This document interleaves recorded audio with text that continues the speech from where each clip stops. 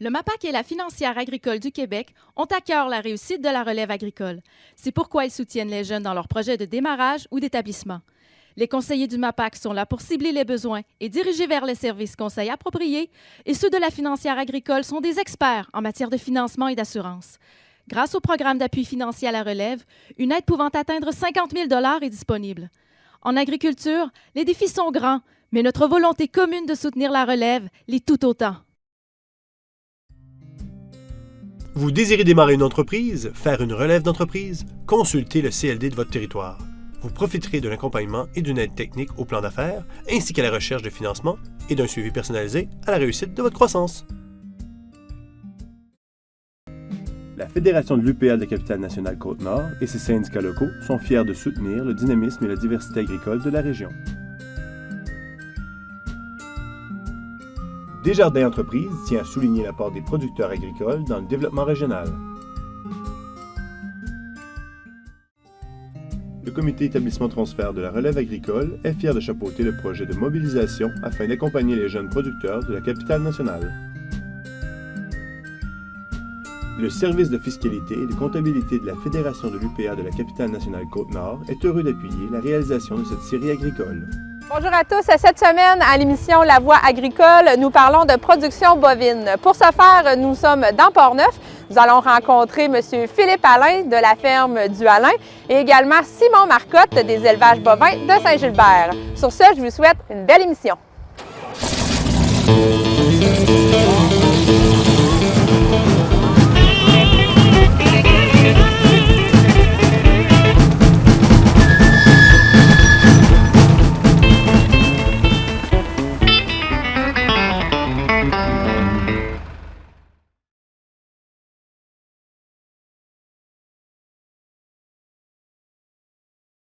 La production bovine débute très tôt dans notre histoire, ici dans la vallée du Saint-Laurent. En fait, ça remonte au tout début de la Nouvelle-France, alors que les colons ont amené avec eux des vaches de Normandie qu'on destinait justement à devenir des vaches de boucherie. Elles servaient bien sûr à autre chose, notamment comme animaux de trait dans les champs ou aussi pour la lactation, pour avoir du lait, des produits laitiers, mais une partie de ces animaux-là était réservée à la boucherie. Il faut dire que les gens étaient très friands de viande de bœuf. C'était la viande qu'ils privilégiaient, même aux dépens de tous les autres types de viande, que ce soit le porc ou le mouton. Alors, on s'assurait d'en avoir toujours suffisamment. Souvent, les recensements vont nous indiquer que jusqu'à 8 personnes sur 10 possèdent au moins un animal de trait dans leur champ et aussi des animaux de boucherie. Donc, c'est une production qui va se perpétuer dans le temps. Même si on a la conquête anglaise qui va amener certains bouleversements, au niveau de la viande de bœuf, ça ne changera pas les choses parce que les Britanniques sont également friands de ce type de viande-là. Pendant longtemps, le seul type de vache qu'on a eu ici était la vache canadienne. Cette petite vache brune a été amenée par les premiers colons, justement, et c'est celle qui a été ici pratiquement exclusivement pendant des décennies. Et c'est ce qui fait aussi qu'elle s'est adaptée au climat local jusqu'à devenir une race à part entière. Alors, il faut dire qu'à partir du 19e siècle, il y a vraiment un essor de la production de bœuf ici dans la vallée du Saint-Laurent et ça va se continuer dans le temps. Cet essor-là va permettre d'ailleurs de consommer des animaux plus jeunes. C'est le développement du goût pour le veau, notamment le veau de lait, qu'on va consommer préférablement au printemps.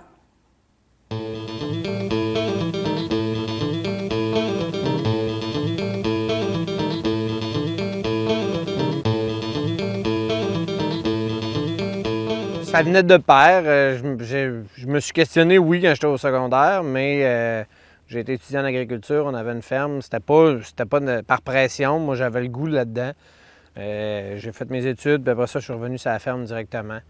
Puis j'aime beaucoup le mode de vie, la qualité de vie qu'on a. Oui, c'est pas des jobs qui sont faciles. Oui, la rentabilité peut être bien dure, mais j'aime le métier. Les avantages, on est notre propre boss, on est dans la nature. Ça, tous les jours, le matin, tu te lèves, tu sors dehors pour faire ton ouvrage. Oui, il y a de la paperasse à faire en dedans, mais le restant, c'est tout à l'extérieur. Puis, moi, c'est une qualité de vie que j'apprécie beaucoup. Principalement, c'est d'arriver à la rentabilité de l'entreprise. Donc, de réussir à faire nos frais pour être capable d'en vivre et de bien en vivre. Mais pour ce qui est du reste, là, tout ce qui est production, les animaux, c'est sûr qu'il peut arriver des périodes. Cette année, on a eu une période de pneumonie un peu plus dure. Bon, bien, on a perdu des veaux. Mais on vit avec du vivant. Il faut s'habituer à ça. Mais le restant, bien, on est à la merci des marchés. Donc, quand quand vient le temps. C'est ce qui a fait que je suis allé vers la vente au détail, c'est que là, tu es capable de contrôler un peu plus ton marché, puis d'aller chercher le maximum de rentabilité par bête. Ouais, je suis impliqué à l'UPA, je suis impliqué à Tabagro ici, dans Port-Neuf, agroalimentaire aussi de la capitale nationale. Principalement, présentement, dans l'agroalimentaire. Je suis aussi pompier dans ma municipalité, là, mais le restant, c'est pratiquement juste dans l'agriculture. Comment concilier ça? Bien, ça fait des journées juste qui sont plus longues. On n'a pas le choix. Quand tu as des réunions, puis que peu importe l'heure que tu finis, le lendemain matin, il faut que ça recommence, puis on fait nos journées. Puis l'avantage d'être son propre boss, c'est qu'à un moment donné, tu réussis à placer les jobs où ce qu'il faut quand tu as le temps de les faire. Puis on fait nos journées en conséquence. Bien, il y a beaucoup de travail à faire, il y a de la valorisation pour permettre de faire connaître c'est quoi l'agriculture. Dans toutes les sphères, le monde qui gravite autour du monde agricole, des fois, il y a une méconnaissance de ce qu'on a à faire et ce qu'on fait. Puis il faut le faire reconnaître. Ça a quand même bien été. Ça a été, je te dirais qu'on a fait un bout de co-gestion, là. Mais ensuite, quand mon père était opéré en 2006, il m'a remis les rênes. Je prends les informations que je veux de lui, le restant, c'est moi qui dirige, mais je m'en sers. Pas le bon mot, mais c'est encore un pilier dans l'entreprise parce que les décisions, bien, ça fait une autre réflexion qui se fait dans la prise des décisions. Donc moi, je l'utilise toujours là-dedans. Là. J'utilise toujours le monde qui est autour de moi pour améliorer mes décisions, bien être sûr qu'on prend la bonne. Là, cette année, on rachète une dizaine de vaches encore. Fait qu'on va être à peu près à 55 vaches. Là, t'en as combien? Là, il doit en avoir 45, 47 dans le clos. OK. Là, OK. de mémoire. Là. J'en ai quelques-unes qui étaient assez vieilles. Puis là, d'après moi, il y en a une ou deux qui sont pas pleines. Fait que OK. ils s'en vont à la réforme à l'automne, pas tard. Moi, tu vois, à 33 ans, j'ai pas encore vu ce bout-là. J'ai pas d'enfant, donc je peux pas dire que je vais le transférer à mes enfants. Oui, c'est sûr que j'aimerais ça que l'entreprise continue, que ce soit apparenté ou pas. Mais j'ai pas je peux pas. J'ai pas encore eu la chance de dire ben ça va être qui va l'avoir. Je suis pas rendu à cette étape-là encore. J'ai encore quelques années, je pense, à travailler. C'est vraiment de réussir à établir les marchés. Donc, de faire la vente au détail, puis que ça progresse d'année en année, là, ça, c'est une belle réussite. C'est plaisant à voir aller. Bon, donc, nous autres, les veaux, sur notre ferme, les veaux naissent à peu près mars-avril. Donc, ça, c'est notre période de vêlage intensive. Suite à ça, là, donc, tout se fait à l'intérieur pratiquement. Puis ensuite, on envoie nos vaches au package pour tout l'été. Avec le bœuf à partir dès le mois de mai pour que ça revêle après ça en mars. Donc, les animaux sont à l'extérieur. Tout ce qui est de l'alimentation, bien, on la récolte ici. On la produit ici, autant les fourrages que les grains.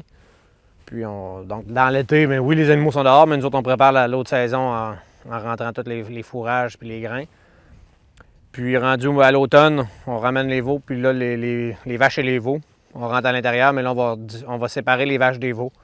Les veaux vont s'en aller dans le parc d'engraissement pour éventuellement se rendre à un poids d'à peu près 650 livres carcasse pour faire la vente au détail. Ah,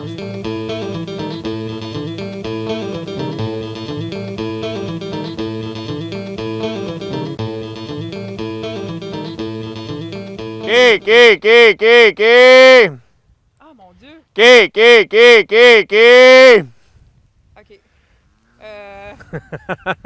T'es-tu sérieux, là? Ah oui, regarde, ils s'en viennent. Ils s'en viennent en courant. J'ai fait ça l'année passée au mariage à mon voisin. Oh, Il se mariait sur sa ferme, puis mes vaches étaient pas loin. Fait que le rendu au soir après le souper, j'ai dit veux-tu que la chorale vienne chanter? Il a dit oui. Fait que je les ai appelés. C'est donc bien hot. Ils ont bien ri. On a principalement des races Angus, du croisement de vaches Angus avec du Cimental, du Shorten, Hereford, Charolais, Limousin. Le taureau, c'est un Limousin. Donc, permet d'avoir une belle carcasse de viande. Puis avec les autres, bien, on va chercher une vigueur hybride. Donc, qui permet à l'animal d'avoir une meilleure croissance et une plus belle carcasse. Puis, tant qu'à moi, là, c'est un choix personnel. Il y a des races qu'il y a des gens qui n'aimeront pas parce que l'animal va être plus nerveux, moins nerveux, ces choses-là. Moi, je suis allé beaucoup sur des types laitiers pour aller chercher que la vache, elle nous donne du lait, pour que le veau ait une meilleure croissance. Fait que pour moi, là, c'était ça l'avantage. Nous autres, on les envoie à l'abattoir à Shawinigan. Ils se font battre là, nos carcasses reviennent chez notre boucher. Lui, il fait notre découpe selon ce que nous autres on veut, selon ce que les restaurants ont besoin de ces choses-là. Puis après ça, on fait la distribution où les gens viennent le chercher direct à la ferme. Au départ, ben oui, t'investis dans de la pub, t'investis dans t'investis dans le bouche-oreille, que je dirais, là, mais il faut en parler, il faut se faire connaître, puis c'est comme ça que tu arrives, mais c'est aussi, il faut le vouloir. C'est pas n'importe... C'est pas par vantardise que je le dis, mais c'est pas n'importe quel producteur qui va être capable de faire ça. Ce soir, moi, je pars et je m'en vais faire de la livraison directement à des clients qui me demandent d'aller chez eux. Mais c'est plus l'étape de la production, ça. Là, on sort de nos bottes de champ et on s'en va voir le monde, là. Ça, c'est un autre côté, mais j'aime bien ça aussi, là. Fait que ça nous permet de voir du monde aussi. Mais c'est de réussir à avoir le temps d'y aller qui est le problème. On a trop d'ouvrages, le restant dans tout le reste. Même si on a de la commercialisation à faire, les labours, les foins, ça ne change pas. Là. Il y a des matins que tu arrives chez le client et tu dis « une grosse journée, oui, je n'ai déjà 6 heures de fête. » Moi, depuis que je suis rendu ici, là, mais c'est juste normal, on s'habitue, là, mais il faut changer juste les priorités de place. Mais le bout d'aller vers le client, ça, moi, j'ai pas de problème, mais c'est vraiment de trouver le temps de le faire dans le restant de la chaîne qui est plus dur. C'est la qualité de la viande, le goût. Pour plusieurs, c'est aussi... les gens d'une génération plus vieille vont dire ben c'est le goût qu'on connaissait. Chose que maintenant, on n'est plus capable d'avoir à l'épicerie, qui se différencie souvent par le temps de vieillissement de viande qu'on ne fait plus en épicerie. Mais le restant, là, c'est la qualité, la couleur, l'odeur à cuisson. J'ai un restaurateur qui dit, regarde, on la voit la différence, on la sent la différence dans la cuisine quand on fait la bouffe. Au début, mon problème, j'avais trop de viande hachée. Fait que on essaie de ne pas en accumuler, mais on manque d'autres choses. Fait que là, on en a accumulé un peu. À un moment donné, on a pris un contrat avec un restaurateur du coin. On fournit la viande hachée. Mais lui, il en consomme plus que ce qu'on vend. Fait que là, que ce qu'on a fait à battre. Fait que là, on fait notre chaîne. Mais c'est pour ça qu'il faut atteindre les bœufs les plus pesants possibles pour réussir à aller chercher le maximum de viande par carcasse. Mais c'est ça, c'est de placer le marché. Il y a toujours une pièce qui te reste puis l'autre pièce qui est en manque. De la surlonge, on en manque à chaque mois. Ben, à chaque mois, chaque semaine pratiquement. Oh, l'important... Le fourrage, là, c'est-tu... Bien, il y a une méconnaissance. Il y en a justement qui vont faire du bœuf à dire, ben ça mange n'importe quoi, oui. Mais si tu veux avoir les meilleurs rendements, si tu veux avoir pas les meilleurs rendements, mais être efficace, parce que c'est la clé du succès. Si tu n'es pas efficace, faut que tu lui donnes de la bonne bouffe. C'est la même chose. Fait que les vaches, il faut que le tas de chair soit parfait, puis faut qu'il y ait faut que ça soit gras, sinon ils ne donneront pas le lait comme il faut. Puis... Il y a eu un gros coup de fête, peut-être 2 ans, quand il y a eu des changements dans l'assurance stabilisation. Il y a une grosse diminution. Là, ça s'est stabilisé. On espère qu'il va y avoir un regain parce qu'il y a besoin de bœuf. On manque de bœuf au Québec. Donc, il y a un gros besoin en bœuf. Mais il faut que les prix soient là pour qu'il y ait des gens qui soient intéressés à démarrer ou à redémarrer la production. Il y en a qui sont arrêtés et qui font d'autres choses, mais qui pourraient en refaire encore. Là. Mais il y a eu une grosse diminution, puis on espère être capable d'aller rattraper au moins ce qu'on avait, mais c'est pas fait. Ça prend beaucoup d'actifs pour réussir. Je pense qu'il faut vraiment être bien préparé, là, autant que ce soit le troupeau, ces choses-là. Pour réussir, comme on parlait tantôt, c'est l'efficacité qui est gage de tout. Là. Peu importe la façon dont tu vas le faire, il faut que tu sois conscient d'être efficace puis pour réussir à atteindre la rentabilité. Bien, nous autres, avec les bâtiments qu'on a, on a une possibilité d'aller chercher jusqu'à à peu près 65-70 vaches. Donc, puis avec le pâturage qu'on a présentement, ça cadre dans cet objectif-là. On est capable d'aller jusqu'à ce nombre-là avec les pâturages qu'on a là. Donc, à 70 vaches, on engraisserait à peu près 60 bouvillons par année. C'est sûr qu'on pourrait en faire plus, mais il faudrait reconstruire. Fait que d'ici 10 ans, moi, je pense qu'on ne peut pas aller beaucoup plus loin que ça. Mais ça serait une belle objectivité. Ça serait un bel objectif, puis en même temps, bien, ça nous permet avec les terres qu'on a, ça reste là. Commercialiser 60 bouvillons, bien, on atteindrait ce que je veux atteindre. Donc, d'être rentable et d'être capable d'en vivre là, à 60 bouvillons, normalement, on serait capable de le faire. C'est sûr que moi, je veux continuer. Ça reste toujours sur mon efficacité, dans le fond, pour que les animaux soient le plus gros possible. Puis après ça, bien, de commercialiser la viande, moi, c'est pas le côté que je trouve dur. Mais en se réseautant, comme on parlait tantôt, on a appris différentes techniques de travail qui permettaient d'aller chercher un meilleur gain. Bien, on l'a assimilé, on l'a mis dans nos objectifs maintenant, puis ça fonctionne.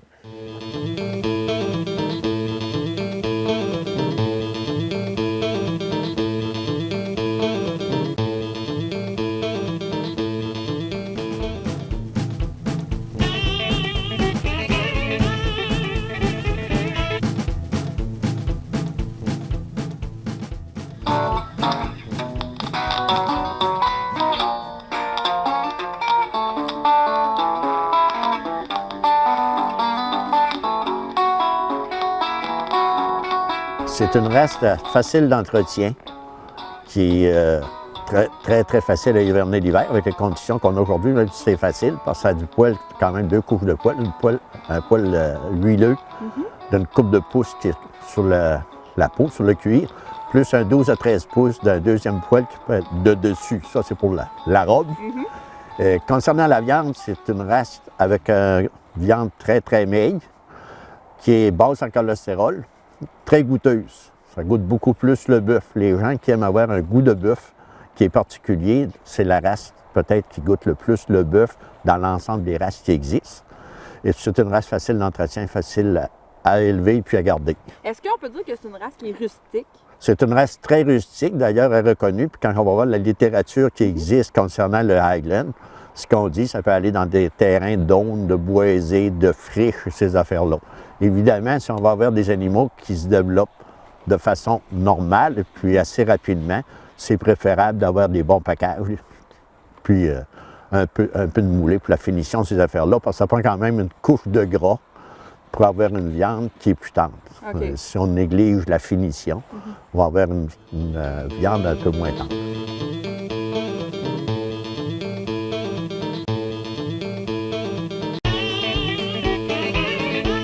C'est de la viande qui est vendue directement au consommateur en carcasse ou demi-carcasse. Et puis on essaie de développer le marché de plus en plus pour peut-être aller à un moment donné à faire du détail qui sera vendu en T-bone, en steak haché, en roast beef, toutes les coupes qu'on peut voir à l'épicerie. Bien, c'est pas très compliqué de s'adapter avec. C'est sûr qu'au point de vue humain, les premières fois qu'on a à travailler avec ça, on est un peu prudent puis peureux un peu en même temps quand on voit les cornes de ça. Mais après un certain temps, on se rend compte que ces animaux-là sont très faciles à manipuler. C'est très facile. Il faut quand même être prudent parce que des cornes, c'est des cornes. C'est une race qui, ça fait quand même pas beaucoup d'années qu'elle est connue au Québec. Et puis, c'est au point de vue élevage. Quelqu'un qui veut faire de l'élevage pour aller sur le marché, le marché n'est pas là présentement. Si on prend ces animaux-là pour les envoyer en abattoir ou en encan, les prix sont extrêmement bas. On ne dira pas très bas, extrêmement bas, parce que la demande n'est pas là. Puis les abattoirs sont habitués d'avoir des carcasses de 7 à 800 livres de viande, généralement 700 livres de viande. Ça, la carcasse va peser peut-être un 500 livres de viande. Ça fait que ça fait la différence. C'est pas la race qui est demandée à date. À date, c'est considéré comme un bœuf de spécialité. Puis ça vient d'où, cette race-là? C'est du bœuf écossais. C'est une race écossaise qui a commencé à être importée aux États-Unis dans les années 1880-84. Au Canada, en 1920, qui a commencé à avoir un peu plus d'importations. On en avait eu quelques-uns avant, mais depuis 1920, il y a eu pas mal d'importations au Canada. Bien, merci beaucoup, M. Bernier. Ça fait plaisir.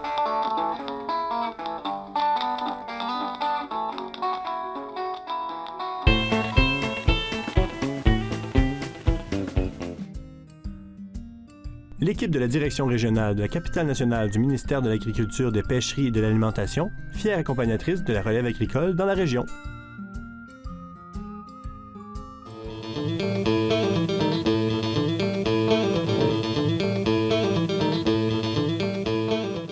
J'aimais toujours ça, dans le fond, l'agriculture, puis ça a toujours été, mon CV est très court, là, mais tous mes jobs d'été, c'était ici sur la ferme.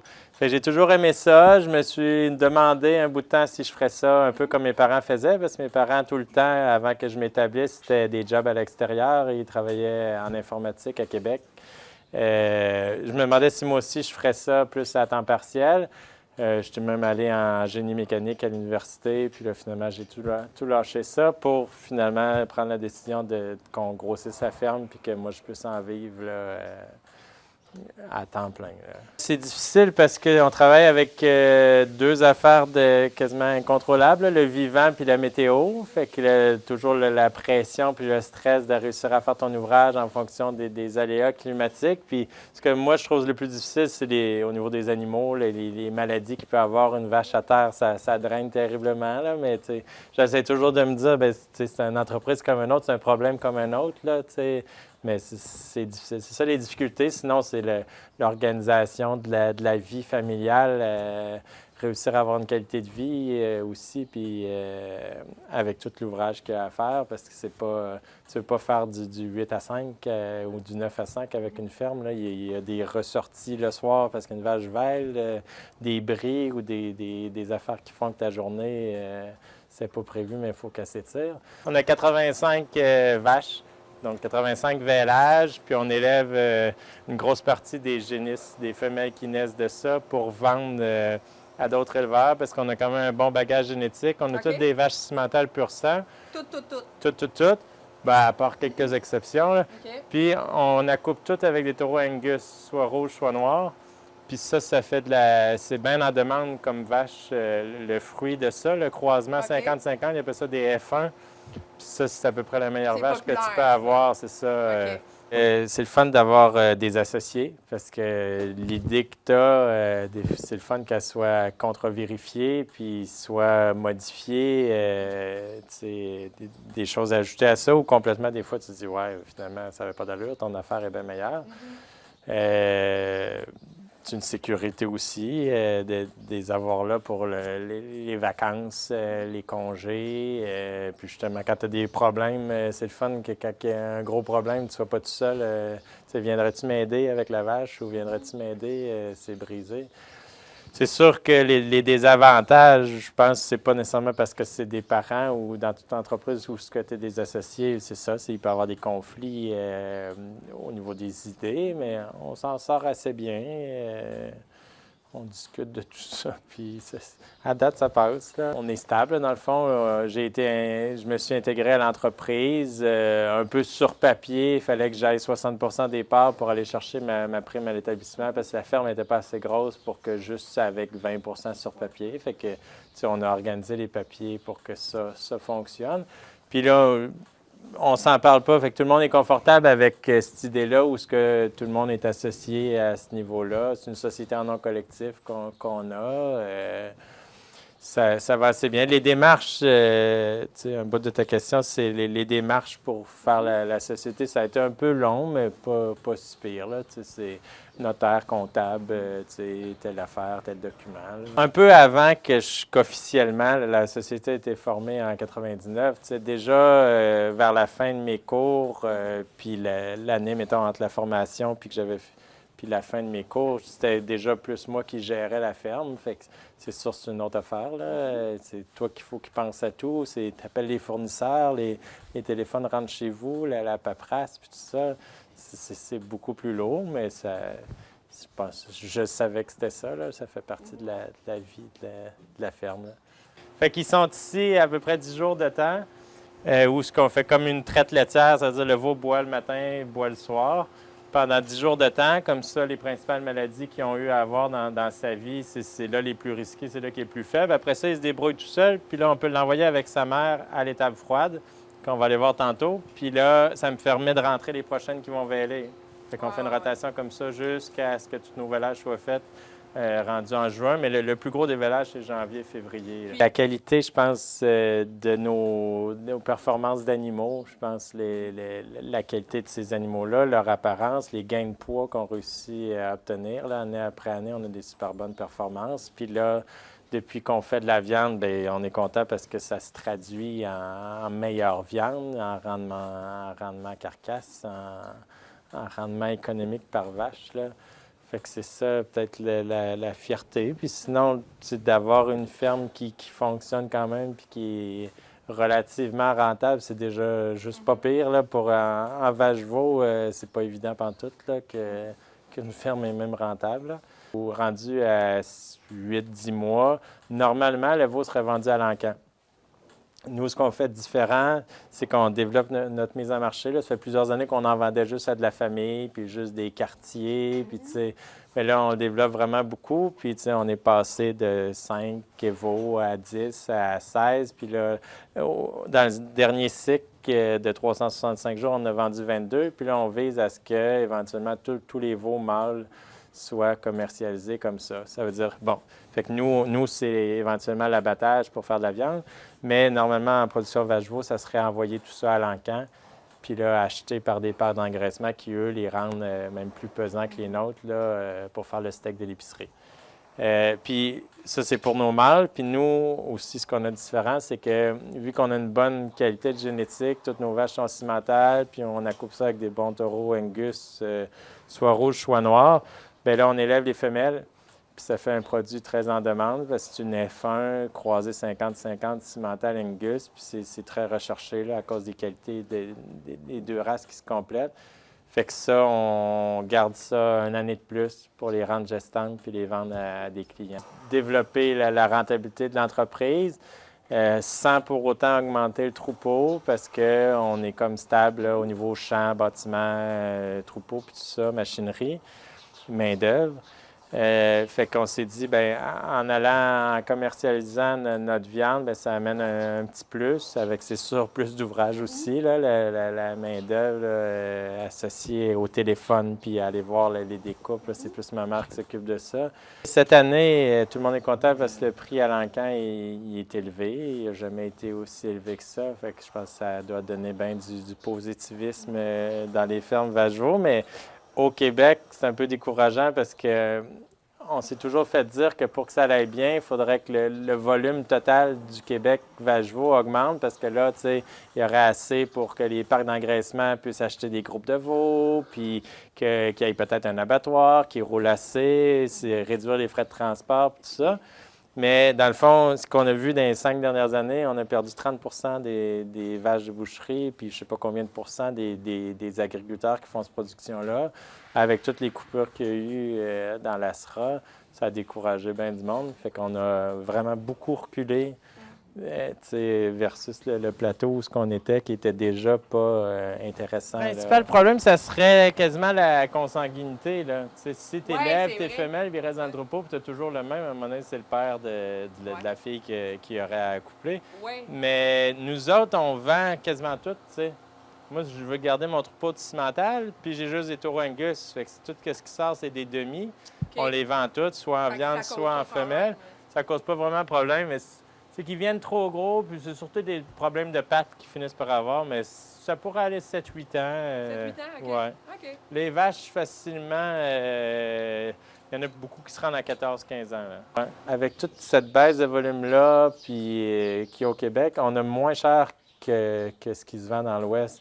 Puis pourtant, eux, ils en font trop. Ils ont l'inverse, ils ont le problème inverse. Ils en font trop, fait que leur marché, c'est venir porter ça en Ontario puis au Québec, là, dans les grosses villes.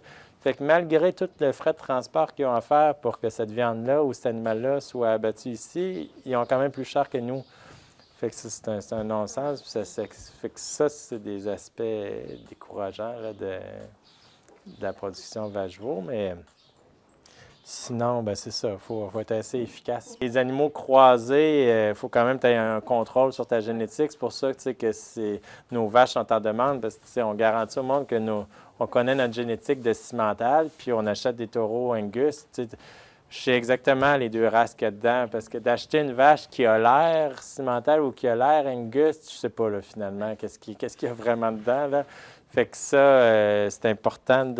Les croisements sont importants. C'est même meilleur une vache souvent croisée. Comme les chiens bâtards sont plus résistants, bien, ça s'applique. Là, puis la vigueur hybride, le mélange de deux races donne plus de performance. Mais tu sais, il faut que tu aies un contrôle là-dessus quand même. Tu fais pas assez croisé, c'est meilleur. Là. Merci d'avoir été des nôtres à cette émission de La Voix agricole. Et laissez-moi vous dire en terminant que la production bovine, c'est la 4e production animale la plus populaire au Québec, derrière la production laitière, porcine et de volaille. Également, on compte environ 12 100 producteurs agricoles dans la production bovine qui font partiellement ou totalement cette production. Sur ce, je vous souhaite une belle semaine.